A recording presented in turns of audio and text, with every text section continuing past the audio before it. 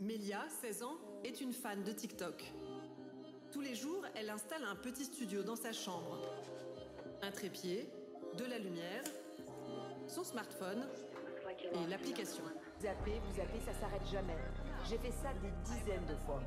La moitié des collégiens y seraient connectés. Basé sur des courtes séquences vidéo en musique, des contenus sexy ou parfois violents peuvent s'y trouver. Pour moi, TikTok, c'est le mal.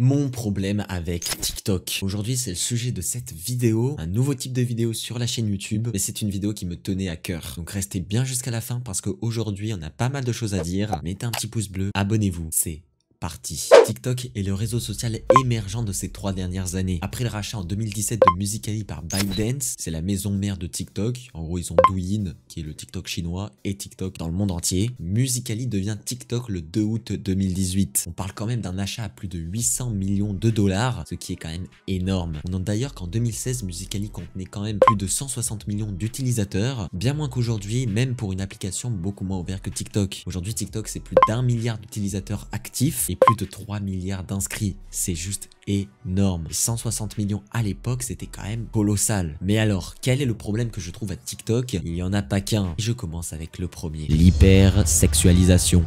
Attention, sujet très sensible. Alors bien évidemment que je vais parler avec mes connaissances et mes recherches, et bien évidemment que cet avis ne sera pas objectif. Je vous laisse donc débattre en commentaire tant que ça reste courtois. Sinon, je serai obligé de supprimer les commentaires. Outre l'algorithme qui met en avant ce que vous aimez plus ou moins, TikTok est le plus gros rassemblement de malades mentaux. C'est triste à dire, mais aujourd'hui TikTok est dangereux et surtout très dangereux pour les femmes et les enfants. Aujourd'hui, les femmes, qu'elles soient mineures ou majeures, se mettent en avant plus ou moins sur TikTok. Et les gars, des fois, c'est abusé, c'est trop. Que ça soit pour les jeunes qui regardent l'application, pour les messages qu'elles peuvent recevoir en commentaire, c'est totalement abusé. Et ça, c'est pour parler des vidéos où les femmes sont juste en maillot de bain ou en short. Mais le pire dans tout ça, c'est l'une des dernières fonctionnalités de TikTok, le fait de pouvoir publier des photos. Aujourd'hui sur TikTok, vous pouvez poster des photos. Elles apparaîtront dans vos pour toi et vous pouvez en mettre énormément sur lesquelles vous pouvez swipe à droite ou à gauche pour les visualiser. Bah les gars, je peux vous dire, j'en ai vu des choses dans ces photos, alors que je ne souhaitais même pas les voir. Et ça, c'est très grave. Entre les deepfakes d'actrices connues et la pornographie pure et dure qu'on peut retrouver sur certaines de ces photos qui sont non supprimées de TikTok et qui font des millions de vues, on peut clairement détruire la vision de certains enfants sur la plateforme. Car oui, certes, TikTok est interdit aux moins de 13 ans, mais je peux vous dire que même dans mon entourage proche, je connais des enfants qui ont TikTok alors qu'ils n'ont même pas 13 ans. Sans compter le nombre de vidéos d'enfants qui traînent sur l'application, sans même que les parents y jettent un coup d'œil. Et ce genre de photos, les gars, restent sur l'application soit tout le temps, soit plus de 2 semaines. Et quand vous signalez ces publications, elles sont refusées. C'est-à-dire qu'on vous dit la publication reste dans les règles de TikTok. Ce n'est pas normal. En résumé, tout ça pour dire que si vous êtes adulte et que vous connaissez des enfants qui ont TikTok, vérifiez l'historique des vidéos. Maintenant, c'est possible de le faire. Vous vous rendez sur votre compte, vous allez dans paramètres et confidentialité, puis vous cliquez sur historique de visionnage. Là-dedans, vous avez toutes les vidéos que vous avez visionnées, donc les dernières, et du coup, vous pouvez regarder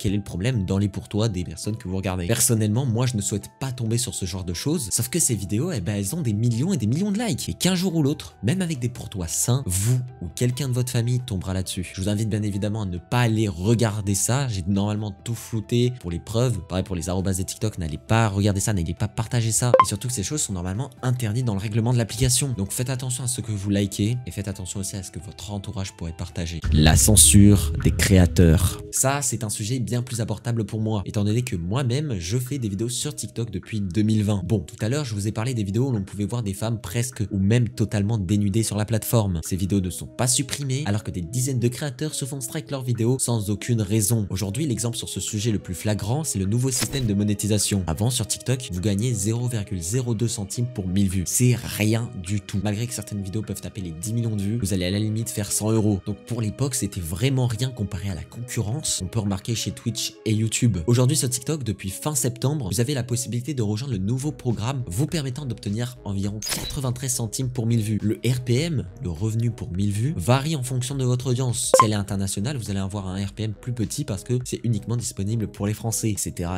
Et en gros, ça a permis à énormément de créateurs d'enfin gagner leur sous sur l'application, sans qui, grâce à eux, l'application ne serait rien. Car sans les créateurs, on serait pas en train de regarder TikTok. Ça y est, les créateurs peuvent enfin gagner l'argent et financer leurs vidéos. Oh là là.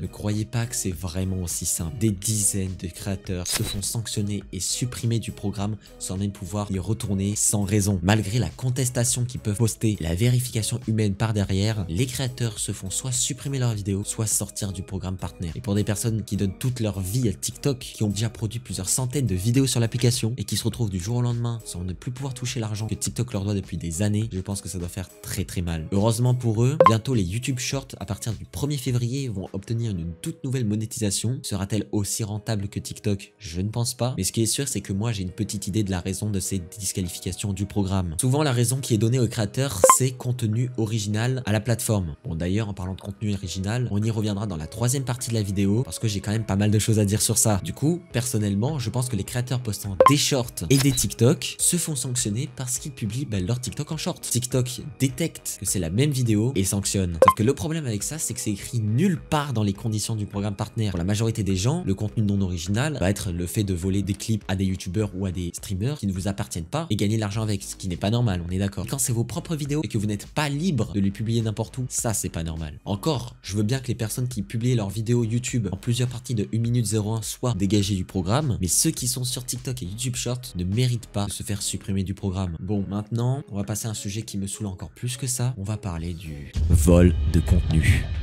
S'il y a un truc que je ne supporte pas sur TikTok, outre l'hypersexualisation des adolescents, c'est les comptes de clips. Où ça n'a rien à voir, hein. Mais c'est deux trucs qui m'énervent. Enfin, certains comptes de clips. Car oui, à la base, les comptes clips repostaient uniquement les clips de certains live Twitch ou YouTube. Ça peut être intéressant pour les personnes qui sont pas présentes sur les lives. Et quand il y a des grosses annonces, ça peut quand même aider à trier, on va dire, les 2 heures de live en les 1 minute de clips qui sont postés sur TikTok. Sauf qu'à la base, le concept est intéressant. Parce que à la base, ça mettait en avant les streamers sans faire gagner énormément de sous aux personnes qui pouvaient voler le contenu. Car oui, même si c'est du riposte, c'est du vol. Maintenant, le gros problème, c'est certains comptes qui repostent carrément les vidéos de certains youtubeurs en plusieurs parties. Et ça, je trouve ça inadmissible. Je vais prendre l'exemple du youtubeur Zafil. Pour ceux qui le connaissent, il a fait pas mal de vidéos récemment, dont une qui a percé avec Mastu. Je le suis vraiment depuis pas mal de temps et il vient juste d'atteindre les 100K d'ailleurs. Et les gars, certes sa vidéo a fait plus d'1,2 million de vues sur YouTube, mais sur TikTok, un random, c'est-à-dire quelqu'un qui sort de je ne sais pas où, l'a republié en plusieurs parties. Uniquement la première partie que j'ai vue est à plus de 2,3 millions de vues. C'est juste énormissime.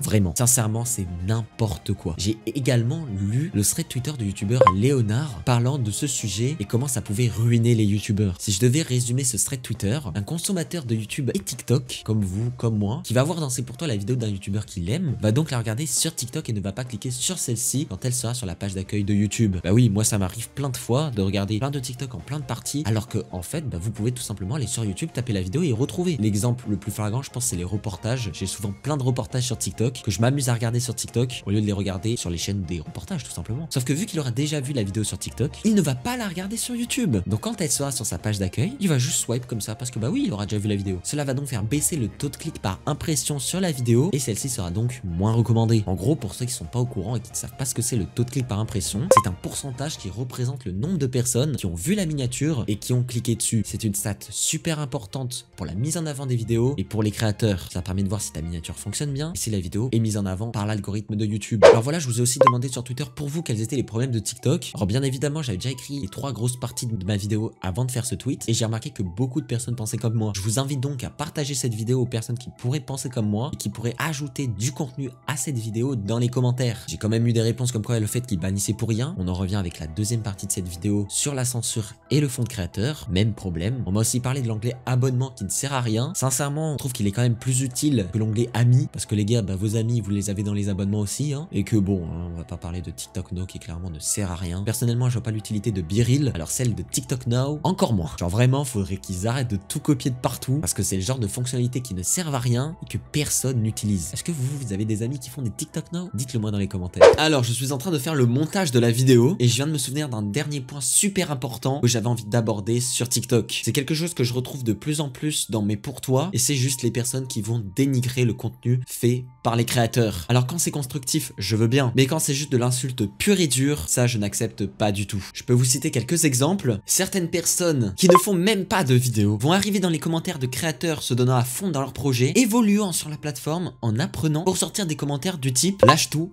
c'est gaze. Un autre commentaire que j'ai pu voir, c'est juste c'est bien gaze avec 2 petits emojis flammes. Je crois que c'est leur kiff les emojis flammes. Hein. Une personne vendant des t-shirts ou quelqu'un va lui mettre dans les commentaires, tu les vends où tes t-shirts pour être sûr que j'en achète pas? Et heureusement que des personnes dans les commentaires rattrapent ce genre de comportement et c'est vraiment quelque chose qu'il faut faire de plus en plus parce que j'ai vu des graphistes se donnant à fond dans leurs idées qui se font juste lyncher publiquement sur TikTok sur leurs propres vidéos. Sans parler des gros pervers de 60 ans qui mettent des commentaires sous les vidéos de jeunes filles de 15 ans. Je pense que TikTok doit vraiment faire quelque chose pour ce genre de commentaires qui n'ont rien à voir avec la plateforme originale. Alors j'appelle bien évidemment à tous les créateurs à bloquer ce genre de commentaires afin que ces commentaires soient directement supprimés de votre espace commentaire. Voilà, c'était la dernière chose que je voulais ajouter à cette vidéo. Je vous laisse avec l'outro original. Voilà, c'est la fin de cette vidéo. Elle change vraiment pas mal de d'habitude. Comme vous le saviez, je faisais pas mal de vidéos sur les animés. Vous inquiétez pas, ce n'est pas fini. J'avais juste besoin de parler de cette chose qui pour moi est super importante. Je voulais aussi faire de la prévention pour les plus jeunes qui pourraient regarder mes vidéos et je sais qu'il y en a. S'il vous plaît, faites attention à ce que vous regardez sur TikTok. N'allez pas vous abîmer le cerveau parce que oui, vous pouvez entendre vos parents qui vous disent ouais, c'est pas bien, c'est pas bien, c'est pas bien. C'est réellement pas bien. Je sors bientôt la vidéo bilan 2022 qui va être super importante pour moi et pour vous, je pense, parce que je vais un peu parler de tout ce qui m'est arrivé en 2022 et j'ai pas mal de sujets à dire sur moi et sur ma vie en général et sur le monde en général aussi. Donc je vous invite à vous abonner, à mettre la cloche. Si vous êtes d'accord ou pas avec moi, vous pouvez l'exprimer dans les commentaires. Vous connaissez la chanson, le petit pouce bleu,